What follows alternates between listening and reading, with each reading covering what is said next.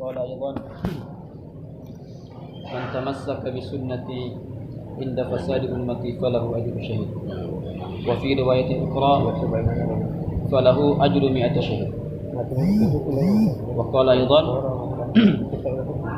بلغوا عني ولو آية صدق الله العظيم وصدق رسول النبي الكريم ونحن على ذلك من الشاهدين والشاكرين. Alhamdulillah, bersyukur kepada Allah Subhanahu wa taala atas limpahan karunia-Nya. Allah Subhanahu wa taala masih limpahkan hidayah. Allah Subhanahu wa taala masih letakkan hidayah dalam diri kita. Allah Subhanahu wa taala masih gunakan diri kita. Allah Subhanahu wa taala masih gunakan waktu kita. Ini salah satu daripada tanda cinta Allah Subhanahu wa taala kepada kita.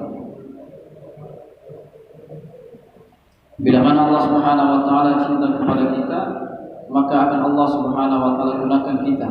Allah gunakan diri kita, Allah gunakan waktu kita, Allah gunakan semua anggota badan kita untuk perkara yang kebaikan. Tapi bila mana Allah benci kepada kita, Allah Subhanahu wa taala tidak pandang kita lagi, maka akan Allah Subhanahu wa taala sibukkan kita dengan perkara-perkara yang lain. Sehingga apabila Allah Subhanahu wa taala sudah tidak sayang kepada kita lagi, Allah Subhanahu wa taala matikan kita dalam keadaan amal. Dan ini adalah salah satu perkara yang mau kita hindari. Sehingga kita diperintahkan oleh Nabi sallallahu alaihi wasallam, berdoalah, mintalah untuk mati dalam keadaan baik. Dan diperintahkan untuk minta kepada Allah Subhanahu wa taala, ya Allah biha, ya Allah biha, ya Allah bi husnil khatimah. Ini kita diperintahkan Nabi SAW agar kita dimatikan dalam keadaan husnul khatimah. Dan ini adalah akhir yang baik. Nabi SAW katakan dalam hadis, inna ahadakum la ya'malu bi amali ahli jannah hatta ma yakunu bainahu wa bainaha illa zira' wa yasbiqu alaihi al-kitab wa ya'malu bi amali ahli an-nar fa yadkhul. Ada orang di akhir hayatnya, dari mulai masa hidupnya, dari mulai balik, dari umur 15 tahun atau mulai dihitung dosanya, dia mulai beramal. Dari mulai dia balik, dia sudah beramal saleh, sudah beramal kebaikan. Fa yasbiqu alaihi kitab fa ya'malu bi amali ahli an-nar fa yadkhul. Sehingga dikatakan jarak antara dia dengan surga ini hanya tinggal satu langkah lagi. Satu langkah lagi sudah masuk surga. Fa yasbiqu alaihi kitab fa ya'malu bi amali ahli an-nar. Tetapi penetapan mendahulinya, dia mengamalkan satu amalan yang mana amalan itu adalah amalan ahli neraka, maka dia masuk dalam neraka. Kemudian Nabi SAW melanjutkan, inna ahadakum la ya'malu bi amali ahli an-nar hatta ma yakunu bainahu wa bainaha illa zira' wa yasbiqu alaihi kitab fa ya'malu bi amali ahli jannah fa yadkhul. Ada orang yang di akhir hayatnya umurnya dihabiskan dengan perkara yang foya-foya, dihabiskan dengan perkara lalai, dia minum khamar, dia zina, dia mencuri, dia berbuat segala macam kejelekan. Fa yasbiqu alaihi kitab fa ya'malu bi amali ahli jannah fa yadkhul. Sampai dikatakan jarak antara dia dengan neraka itu cuma satu langkah lagi. Satu langkah lagi langsung masuk neraka. Fa yasbiqu alaihi kitab fa ya'malu bi amali ahli jannah fa yadkhul. Tetapi ketetapan yang mendahulunya, dia mengamalkan daripada amalan surga sehingga dia masuk dalam surga dengan amalan tersebut. Ini dinamakan dengan husnul khatimah. Sehingga itu sudah masyhur cerita seorang laki-laki yang membunuh daripada 99 orang. Dia datang kepada seorang pendeta. Dia tanya, wahai pendeta, apakah saya masih bisa diampuni ke dosa saya? Saya sudah membunuh 99 orang. Pendeta ini dia menghukumi dengan secara logika dia, oh sudah tidak bisa lagi, sudah tidak bisa diampuni lagi dosa, terlalu banyak sudah dosa. Maka laki-laki itu mengatakan, kalau begitu saya gunakan 100, dibunuh pendeta. Maka dia datang kepada satu orang ulama, datang kepada seorang ustaz. Dia mengatakan, wahai ustaz, wahai ulama, wahai syekh, saya dosa saya sudah membunuh orang 100 orang. Apakah tobat saya itu masih bisa diterima apa?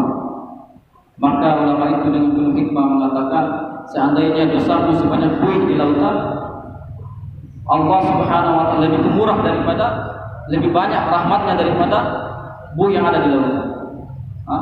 Maksudnya apa? Kalau kamu taubatan nasuha, kamu akan diampuni oleh Allah Subhanahu wa taala. Maka Syekh itu mengatakan, kalau begitu, kalau kamu ingin bertaubat, kamu pergi hijrah ke tempat lain. Maka laki-laki ini menuruti daripada perkataan ini seorang ustaz. Kemudian di tengah perjalanan laki-laki itu begini, dicabut nyawanya oleh Allah Subhanahu wa taala. Maka malaikat rahmat dan malaikat azab datang. Ini mengatakan, rahmat mengatakan, oh dia sudah mau tobat, ini sudah nyata, sudah diterima Allah Taala, sudah pasti masuk surga. Maka malaikat azab mengatakan, oh tidak, ini dosanya sudah terlalu banyak, harus masuk neraka, wajib masuk neraka. Maka dihadapkan dalam perkara kepada Allah Subhanahu wa taala. Maka Allah katakan, ukur langkah dia dari mulai dia melangkah untuk hijrah atau untuk bertobat, dari langkah kakinya yang pertama sampai tempat.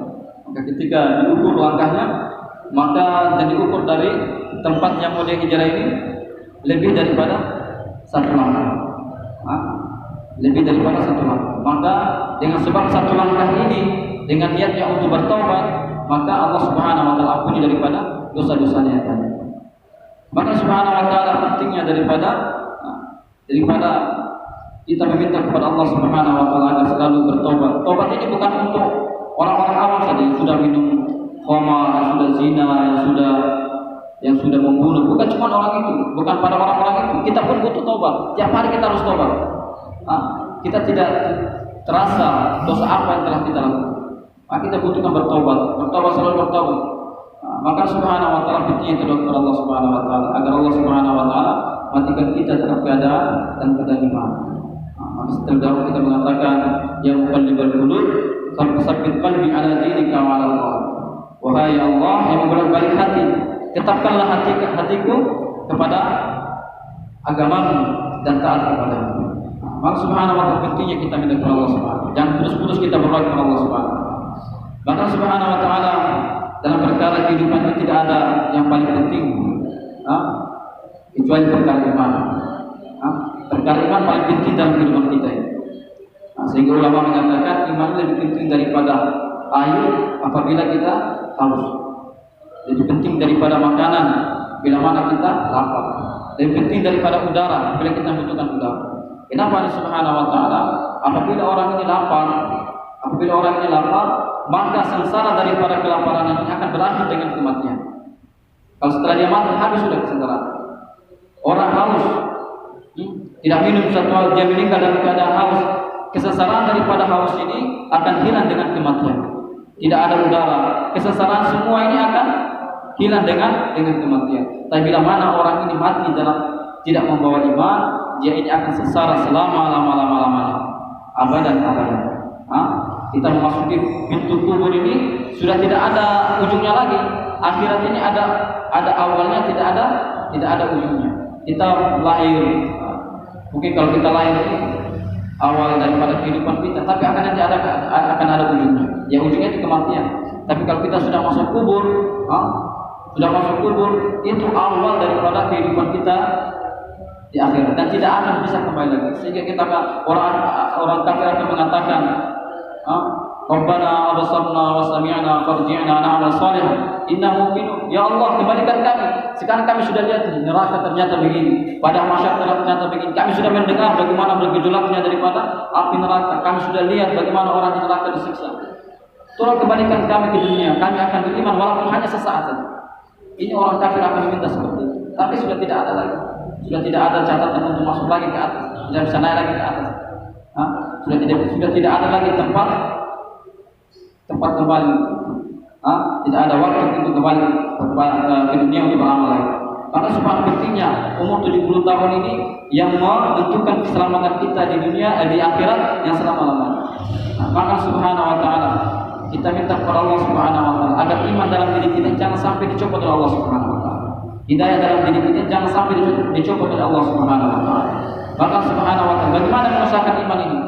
Iman ini bukan hanya kita bicara atau mendengar, bukan. Membuat majelis, bukan.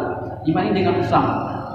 Iman ini dengan usaha. Para sahabat radhiyallahu anhum ketika duduk di majelisnya Rasulullah SAW, mereka mengatakan kami duduk di majelisnya Rasulullah ini seolah-olah kami melihat daripada orang ahli surga lagi saling bersilaturahim. Bagaimana tingkatan iman para sahabat? Kalau kami duduk di hadapan Rasulullah, di majelis Rasulullah ini, kami akan melihat daripada ahli surga sedang bersilaturahmi. Kami melihat ahli neraka sedang disiksa. Tapi ketika kami balik ke ahli keluarga kami berkumpul dengan anak saudara kami, yang tadi iman yang selevel itu hilang dari hati kami. Sehingga seorang sahabat keluar dari rumahnya mengatakan, ini munafik, saya ini munafik, saya ini orang munafik. Abu Bakar, Umar mengatakan kepada mereka, kenapa kau bilang orang munafik? Sahabat itu mengatakan, tadi ketika saya duduk di majelisnya Rasulullah SAW, tadi saya melihat surga dan neraka. Orang ini ahli surga sedang bersilaturahmi, orang ahli neraka sedang disiksa. Tapi ketika saya pulang di ahli keluarga saya, iman yang tadinya melekat besar dalam diri saya hilang seketika. Maka subhanahu wa ta'ala, pentingnya kita mengusahakan iman. Para sahabat Allah mengusahakan iman bukan duduk-duduk saja, bukan mendengar ceramah Rasulullah SAW, bukan. Dan mereka usahakan. Apa yang mereka usahakan? Angkat senjata. Sampai mereka mengatakan, "Fustu wallahu rabbul ka'bah." Demi Tuhannya Ka'bah, iman saya sudah sempurna. Itu ketika leher mereka tergorok. Nah, ini para sahabat Allah untuk mengusahakan daripada iman mereka. Mereka katakan iman yang sempurna itu ketika kami berhadapan dengan musuh kami. Nah, kami dapatkan iman yang tebal, iman yang kuat ini ketika pedang menebas leher kami, menebas daripada badan kami. Kami merasakan manisnya iman. Sehingga para sahabat Allah ketika perang Uhud, ada seorang sahabat berjalan menuju daripada bukit Uhud. Maka dikatakan, mau kemana kamu? Saya mencium bau surga di belakang bukit Uhud. Ini masya Allah iman daripada para sahabat radhiyallahu anhum. Dengan cara apa? Berjuang, mengusahakan daripada iman. Kalau kita tidak usahakan iman kita ini, masya Allah, dikikis oleh suasana dan keadaan. Padahal keadaan sekarang. Para sahabat Allah mengusahakan daripada iman, mereka bertebaran di seluruh alam. Sehingga daripada kebanyakan dari para sahabat semua mati di tanah orang. Sedikit yang meninggal di Jazirah Arab. Kebanyakan semua meninggal daripada di China, di India. Semua bertebaran di seluruh alam. Sekarang mengatakan kita dakwah harus pakai ilmu. Tidak, mengajak orang tidak harus pakai ilmu. Kita ajak orang sholat tidak harus pakai ilmu. Mengajak beda sama masail. Kalau masail butuh lama, tapi kalau mengajak itu hanya mengajak mari kita sholat. Mengajak orang untuk taat kepada Allah Subhanahu wa taala. Itu tidak harus butuh ilmu. Masail kita mau masail baru butuh ilmu. Kita mau mengajarkan orang itu butuh ilmu. Tapi kalau kita mau ajak orang itu tidak usah butuh ilmu. Kalau berpengertian, kita dakwah harus pakai ilmu. Tidak. Dakwah itu artinya mengajak orang tak sama-sama taat kepada Allah Subhanahu wa taala. Bahkan subhanallah para sahabat tidak semuanya ulama, tidak semua hafiz Quran, tidak semua mereka habis Quran atau ulama, hanya beberapa sahabat saja. Tapi ketika haji wada, Nabi SAW pada hal pada balagtu, apakah sudah saya sampaikan kepada kalian? Apa yang disampaikan? Perkara yang sudah disampaikan oleh sahabat Rasulullah SAW telah disempurnakan daripada ayat yang dalam ini Rasulullah telah sampaikan setelah Rasulullah sampaikan daripada yang Rasul sampaikan tadi, maka para sahabat Allah bertebaran yang menghadap daripada ke timur, semua ke timur, menghadap ke barat, semua ke barat, menghadap pada selatan. Ini bertebaran daripada membawa agama Allah Subhanahu wa taala. Maka Subhanahu wa taala sekarang kita hendak mencontohkan para sahabat Allah. Apa lagi kita mencontohkan? Dakwah mungkin sekarang kita lihat dakwah banyak, melalui internet, melalui tulisan, mungkin banyak sekarang dakwah. Akan tetapi dakwah ala manhajin nubuwah ini sebagaimana yang dicontohkan bagi cara apa? Mendatangi umat. Bukan didatangi, tapi mendatangi umat. Dakwah yang sesuai dengan yang dicontohkan Nabi SAW. Bahkan Nabi SAW terdahulu mereka diutus oleh Allah Subhanahu wa taala, mereka memiliki profesi masing-masing. Tapi ketika Allah Subhanahu wa taala perintahkan daripada dakwah, ini mereka mendatangi daripada umat. Sehingga bukan apa-apa yang mereka dapat, bukan pujian, bukan sanjungan, bukan, tapi lemparan, hinaan. Sehingga mereka yang dikatakan orang gila. Nabi Nuh alaihissalam 950 tahun berdakwah. Orang kaumnya ini menutup telinga, tidak mau mendengar daripada ajakan daripada Nabi Nuh. Bukan cuma itu, bahkan mereka berpaling daripada Nabi Nuh. Sampai Nabi kita alaihi wassalam, Nabi SAW ketika lahir, yang pertama kali yang mengorbankan daripada domba ini Abu Jahal. Abu Jahal paling senang dengan kelahiran daripada Nabi SAW. Sehingga dia mengorbankan daripada 1000 ekor kambing karena senangnya daripada lahirnya Muhammad SAW. Tapi ketika Nabi SAW naik di atas bukit, ketika Nabi SAW diperintahkan dakwah oleh Allah Subhanahu Wa Taala, Nabi naik di atas bukit, kemudian mengatakan, ini dulu Nabi Muhammad SAW julukannya Al-Amin, As-Siddiq, orang yang dipercaya, orang yang jujur. Siapapun kasih amanah kepada Rasulullah tidak akan dikhianati amanah ini. Saking daripada dipercaya Muhammad, ini banyak orang menitipkan daripada barang-barang kepada Muhammad SAW, kepada Nabi kita Muhammad SAW. Tapi ketika Nabi SAW diperintahkan untuk dakwah, ketika Nabi SAW naik di atas bukit menyampaikan kepada kaum Quraisy pada waktu itu, Nabi SAW katakan, apabila sekarang saya katakan di belakang daripada bukit itu ada sekelompok pasukan yang hendak menyerang kalian, apakah kalian percaya? Semua orang Quraisy mengatakan, ya kami percaya. Maka pada saat itu Nabi mengatakan, kalau seandainya saat ini saya mengatakan bahwa saya seorang nabi, apakah kalian percaya? Siapa yang pertama kali memalingkan wajah? Abu Jahal. Abu Jahal yang pertama kali memalingkan wajah. Sehingga pada saat itu muncullah Muhammad Al-Kadzdzab, Muhammad daripada pembohong, Muhammad pendusta, Muhammad yang tadinya As-Siddiq dikatakan sebagai pendusta, Muhammad Al-Amin dipercaya dibilang as-sihir, Muhammad tukang sihir. Ini daripada perjuangan Nabi SAW, bukan sanjungan, tapi hinaan dan cacian. Bahkan Subhanahu Wa Taala sekarang kita hendak mengikuti daripada jejak para nabi dan para sahabat radhiyallahu anhum. Mau apa lagi kita contoh? Man tasabba biqaumin fahuwa minhum. Barang siapa mencontoh satu kaum, dia akan dibagikan dengan kaum tersebut. Sekarang kita mencontoh orang-orang barat, kita akan dibagikan orang barat. Kita mencontohkan satu kaum, kita akan dikumpulkan dengan kaum tersebut. Sekarang kita hendak mengikuti daripada jejak para nabi SAW dan para sahabat radhiyallahu anhum. Maka apabila kita dibangkitkan oleh Allah Subhanahu Wa Taala pada satu ketika nanti dari kiamat, walaupun kita di barisan paling belakang, tapi kita akan masuk surga dengan panji yang dipegang oleh para sahabat di depan. Kita akan masuk surga sebagaimana para sahabat masuk surga juga. Maka Subhanahu Wa Taala kita hendak mencontoh-contohkan, walaupun tidak sempurna, para sahabat radhiyallahu apabila mereka mengamalkan agama atau memperjuangkan ini agama kurang daripada 10%, ini perjuangan mereka tidak diterima. Tapi kita dituntut oleh Allah Subhanahu Wa Taala hanya 10% saja. Dari 100% Allah minta hanya 10% daripada waktu kita. Maka para ulama dakwah ini mereka mengatur daripada keluarnya atau perjuangannya kita ini minimal dalam 1 bulan itu 10 hari, 3 hari. Ini 10% daripada 1 bulan. Kemudian 1 tahun 10% adalah 4 bulan. Bagi para ulama ini dituntut 1 tahun. Maka Subhanahu Wa Taala ini agar kita cantumkan dalam hati kita bahwasanya dakwah ini adalah kereta atau gerbong paling terakhir. Apabila kita ingin selamat, maka naiklah gerbong yang terakhir walaupun kita baru injak di dalam. Mungkin dalam gerbong terakhir, gerbong 1, 2, 3 ini sudah penuh. Gerbong akhir juga sudah penuh. Sekarang kita ini gerbong paling terakhir, sudah masuk ke kehidupan fase yang terakhir. Sekarang mau di mana lagi kita mau numpak ini? Mau sampai kepada Allah Taala, mau sampai daripada ridhonya Allah Subhanahu. Kita numpak daripada gerbong terakhir, walaupun kita dalamnya baku-baku ini. Maka Subhanahu Wa Taala pentingnya kita mengusahakan daripada iman, karena iman ini akan berpikir lama-lama bisa habis. Apalagi dengan suasana keadaan seperti ini, dan lama habis iman kita. Bukan habis, bahkan iman kita ini masuk keluar. Kalau para nabi alaihi wasallam ini semakin menaik, dan para sahabat naik turun, kita masuk keluar. Ditakutkan kita meninggal dalam keadaan iman kita ini keluar.